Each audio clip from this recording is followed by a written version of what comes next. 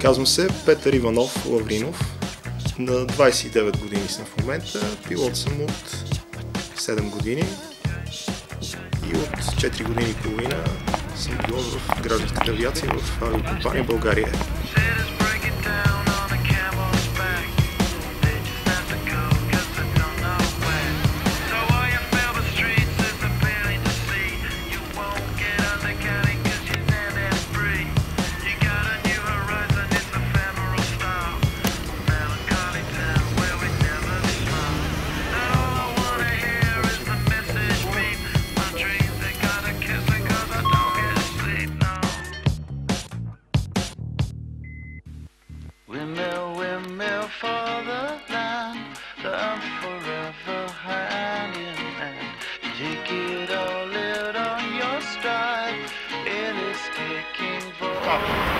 Баща ми е работил 40 години, вече е пенсионер, не работи от година и половина. И още от малък всичко започва с едно малко самолетче вкъщи. Отсъствията на баща ми, на работа, няма го, въпросите къде е, какво става, нали. Лека се заражда една такава любов към авиацията. Още от малък съм се возил, нали, в кабината, гледал съм снимки, картинки и нещата идват някакси последователно, едно след друго. Решаваш, искаш да го направиш, то 0-0, то 3-0, всеки наш. Искаш и 210 фичо. Професията, колкото е тежка, толкова и тежестта пада най-вече от отговорността, която носиш. Мисълта винаги има, че има хора отзад, които разчитат основно на теб и на колегите, който е до мен. Но нещата са до толкова изчистени, че просто ти си летиш, се разучаваш се върху това, което правиш и всичко друго е като едно следствие. Безопасността, излитането, кацането, всичко си следва едно след друго, така че... Забравяме всичко, каквото не ни интересува, остава в къщи, проблеми. Това е само за през следващи, но нормално малко си има след това. След излитане го включихме на около 3000 фита и автопилота изцяло просто го контролираме. Това е командния пулт на автопилота, с който outflare се задават определени параметри като вертикална скорост, фигурна скорост. Той се стреми да ги спазва и да ги изпълнява следователно. Ние следим за check и capture. Ние следим за неговото LLC. На 100% всичко зависи от човешкия фактор, колкото и да техниката да е съвременна. Нещата зависят, всяко едно кацане се извършва на ръка, излитане, кацане, всичко е на ръка, след което се включва автопилота, като включим автопилота, не бива да забравяме, че той кара самолета, той просто държи определени параметри, ние командваме автопилота. Просто всеки ден е различно, никога не можеш да кажеш, че правиш едно и също нещо в тази професия. Колкото и сега така дали се вижда, че няма други самолети, няма трафик. И в един момент, когато стигнем да снижаваме, примерно на ново товарно летище, винаги се събират, все едно попадаме в едно задръстване, в една нормална ситуация, на един светофар и се събираме всички искаме да минем по-бързо, но трябва да сме търпеливи, да се изчакаме, който е дошъл, ще мине, ще кацне. Нещата са много сходни.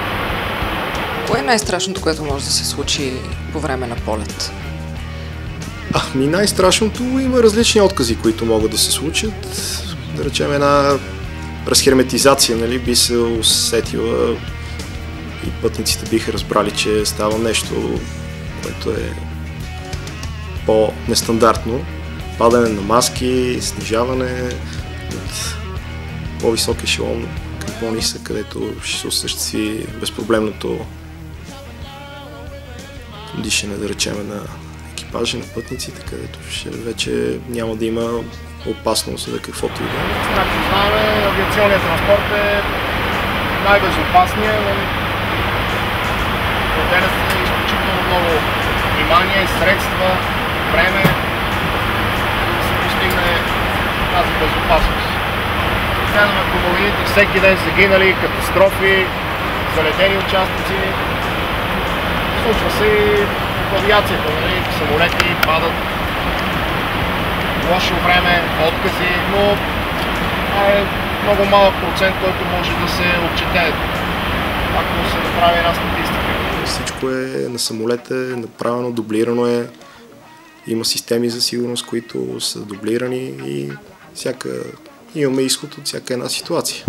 Примерно, бурята предизвикателство ли е за пилота? Бурята, никой не би искал да попадне в буря, дори на земята, да не говорим във въздуха.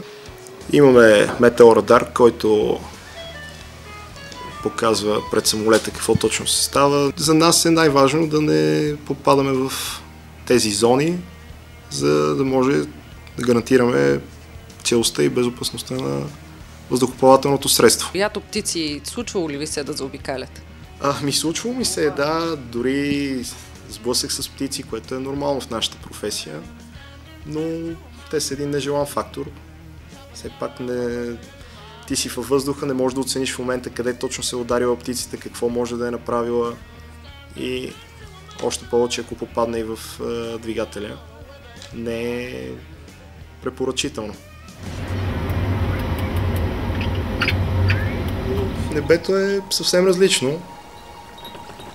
Просто дава свобода.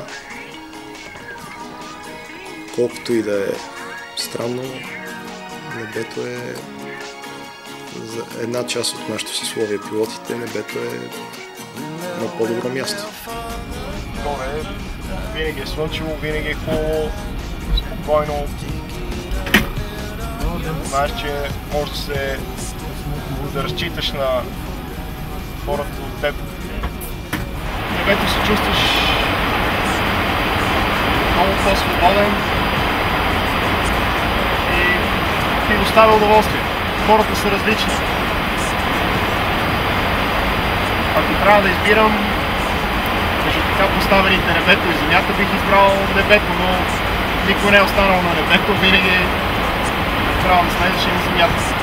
Да, най-трудното, не знам, зависи, може би, отсъствието от семейството, да свикнеш на този динамичен начин на живот. Прибираш се, тръгваш, нов полет, излиза, нямаш време просто да отделиш това, което искаш на семейството, на близките, но любовта към летенето обяснява всичко.